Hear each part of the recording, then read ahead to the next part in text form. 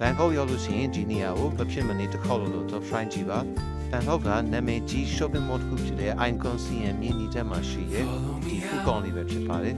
စားစရာရွေးချယ်စရာတွေရမ်းများပါတယ်ဒီနေရာမှာတော့စားစရာတောက်စရာတွေရမ်းအောင်စုံပါတယ်သူတွေလက်ကြည့်ကြည့်တူပါပဲဒီလို appetizer Thai appetizer လေးနဲ့စားလို့ရပါတယ်ဒီဘက်မှာဆိုရင်လည်းကျွန်တော်အခင်းမျိုးစုံ seafood တွေပါရောအများကြီးရှိပါတယ်စားစရာတောက်စရာရမ်းပေါ်ပါတယ်ရွေးချယ်စရာတွေရမ်းများတဲ့အတွက်ကျွန်တော်ဘာစားလို့စားမှမသိဟုတ်တော့တတ်ပါတယ်ပေါ့နော်ဆိုတော့ဒီနေရာမှာတစ်ခုရှိတာကfull computer အတွက်ကျွန်တော်တို့နေရာရဖို့တော့ net struggle လုပ်ရပါတယ်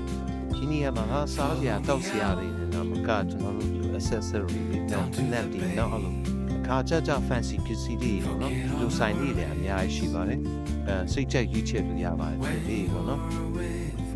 ဒီကုန်တိုက်ရဲ့အပြင်စင်ကတော့လုံးဝ luxury look ပေါ့နော်ဆိုတော့ဒီပေါ်တက်မှာလည်းထပ်ပြီးအများကြီးရှိပါတယ်ဖူးကောင်းကတော့ဒီလမ်းတစ်လျှောက်ကနေတော့ဖူးကောင်းရောက်ပါတယ်ခင်ဗျာ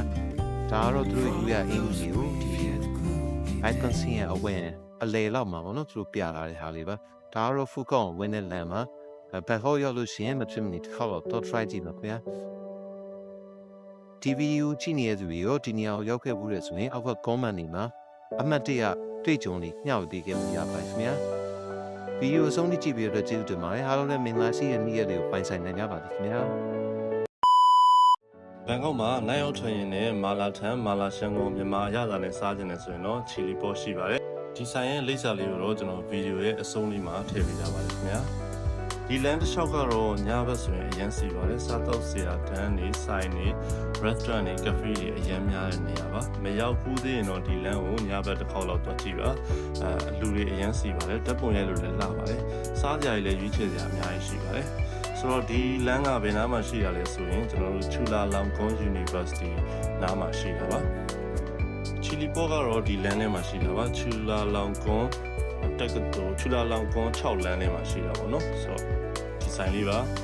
အထဲမှာဒီလိုရွေးလို့ရပါတယ်ကိုစားကြတဲ့ဟာလေးပေါ့နော်သူဆက်လိုက်ရှိပါတယ်ဒါတော့ဆိုင်ထဲကမြင်မှာလူရှင်းပါတယ် AC စားလို့ရပါတယ်ဒါတော့ကျွန်တော်တို့စားခဲ့တဲ့မာလာရှန်ဘောပါကျွန်တော်ပွဲရတော့များပါတယ်အရသာတကယ်ကောင်းပါတယ်အရသာရှိပါတယ်စားရတာကျွန်တော်တို့၄ယောက်စားခဲ့တာပေါ့နော်၄ယောက်စားခဲ့တာဟိုမှာတော်တော်လေးစားရပါတယ်မာလာရှန်ဘောမာလာတန်ကိုမြန်မာ vice နဲ့စားခြင်းနဲ့ဒီလမ်းလေးထဲမှာလည်းနိုင်အောင်ထွက်ခြင်းနဲ့ဆိုရင်တော့ဒီနေရာလေးကိုတွားကြည့်လိုက်ပါခင်ဗျာဗီဒီယိုဆုံးဖြတ်ကြည့်ပြီးတော့ကျေးဇူးတင်ပါတယ်အားလုံးလည်းမင်္ဂလာရှိတဲ့နေ့ရက်လေးကိုပိုင်ဆိုင်နိုင်ကြပါစေဒါကတော့ချီလီပေါ့ရဲ့လိပ်စာလေးပါခင်ဗျာ